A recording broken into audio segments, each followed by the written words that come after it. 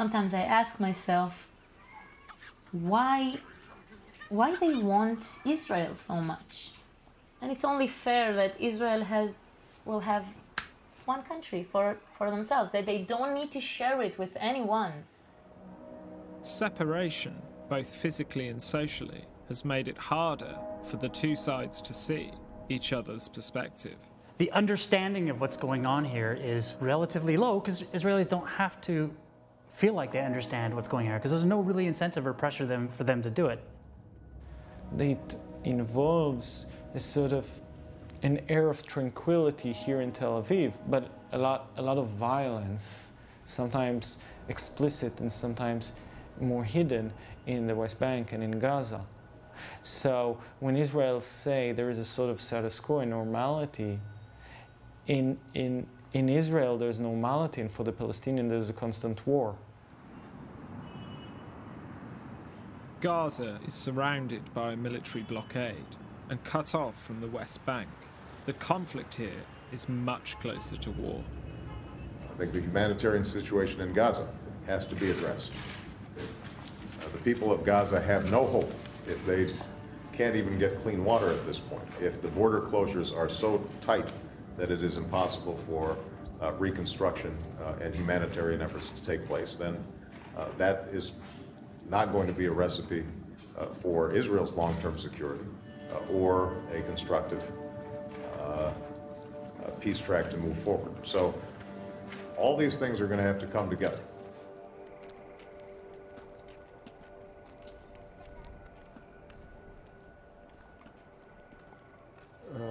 You know, in Gaza there are about 1.8 million Palestinians, and they're living in a very difficult situation. And as they say in mental health, man is product of the environment. And the most who are suffering are the children.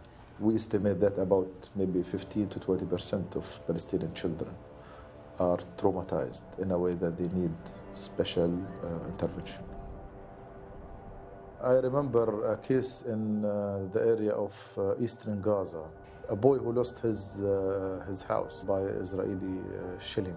And that boy was telling his story that suddenly he felt a very big boom, and the rubble of the stones of the house came on him. And he said, I felt something wet and hot. And he said, I didn't know what was that. And after some time, people came to rescue him, and he realized that it was part of a body of some of his family. It's a very simple equation. Violence leads to violence. Violence creates violence, and violence usually creates resentment and anger. And this is very dangerous, because if you suppress it, then it's translated into psychosocial problems. And if you catharsis it out, then you will have violent behavior. So in both cases, it is dangerous. Armed jihadists in southern Gaza have no hope in negotiations and see war as the only answer. معروفة من بدايتها يعني ما فيش عملية سلمية. حرر أرضي. بدي أقاتل بدي أكافح عشان أحرر أرضي اللي اغتصبها الصهاينة.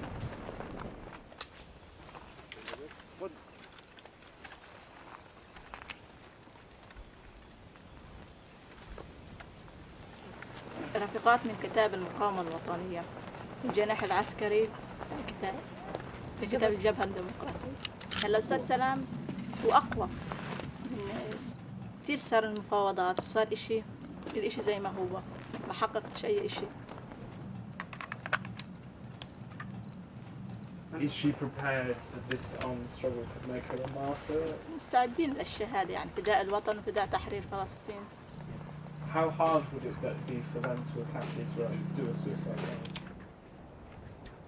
يعني هذه خطط يعني بتصير مع So they have the plans to do this? هذه خطط عسكرية يعني. Armed resistance has been met with increasing force in a deadly cycle that is getting worse day by day. While talks and ceasefires come and go, the humanitarian situation in Gaza is said to be at its lowest point in 7 years. Gaza is the failure of the violent response to the failure of the peace process. And in the West Bank, you have the failure of the opposite response to that. Nonviolent tactics to protest Israel's occupation. Today is Friday, which means the Tamimi family are taking part in one of their weekly demonstrations against the Israeli occupation. We thought the peace process is gonna bring justice, but in the ground, if you look, since they began the peace process, they increased the settlement buildings. We lost many of our beloved.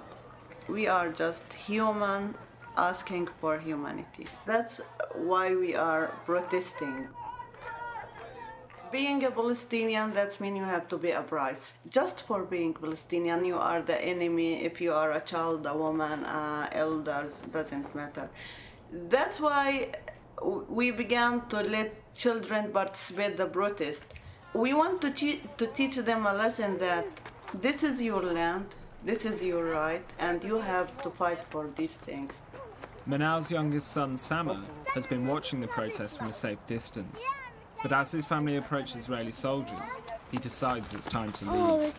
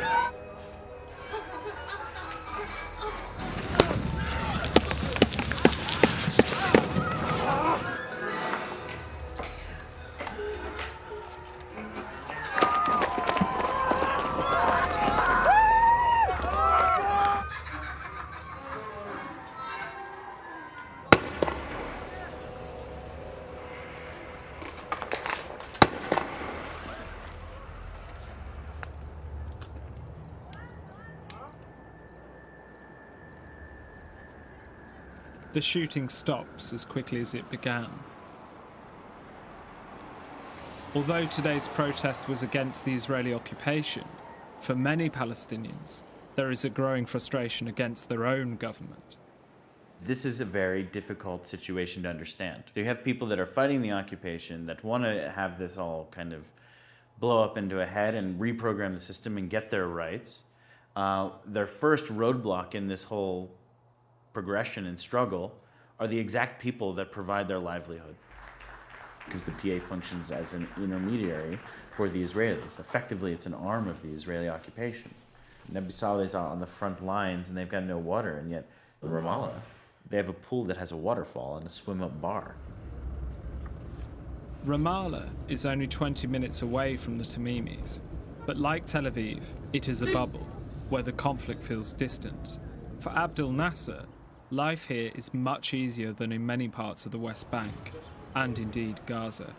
Ramallah is a place that social life is fun, going to play some cards, going to play pool and swim. Whoever wants to have a good time, he goes to Ramallah. It is easy to forget that Ramallah is in the occupied West Bank. Israeli forces have withdrawn to the outskirts of town, and a fragile sense of peace now exists. So politically, for years we are stuck in this concept and this idea that we are in a process of withdrawal, of giving up the management and control and power over the Palestinians. But what we are actually doing is exactly the opposite. We are in a process of entrenchment, of deepening. It's not about creating political space, it's about choking society and making sure there is no political space. I don't think that Israeli generals are sitting in a room and saying, how can we abuse Palestinians? No. The military on the ground is behaving as if there's no end in sight, there's no exit strategy.